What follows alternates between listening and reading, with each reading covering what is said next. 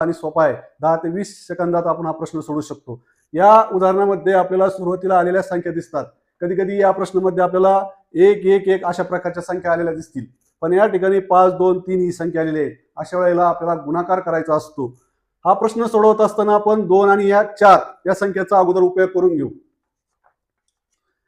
1 2 3 अशा प्रकारच्या बाहेर 3 संख्या आलेल्या आहेत. मग त्यावेळेला असे 3 डॉट देऊन घ्यायचे आणि ह्या 3 2 5 ह्या संख्या ह्या डॉट वरती मांडून घ्यायच्या.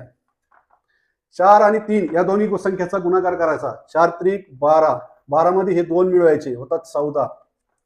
14 आणि 2 चा गुणाकार तशाच प्रकारे करायचा. 14 दोन्ही 28, 28 मध्ये हे 4 मिळवायचे, 32. तसाच गुणाकार 32 आणि 5 चा करायचा.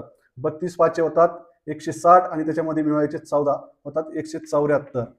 शेवटी आलेली संख्या 174 अंशस्थानी लिहायची आणि शेवटून 2 नंबर आलेली संख्या 32 ही छेदस्थानी लिहायची.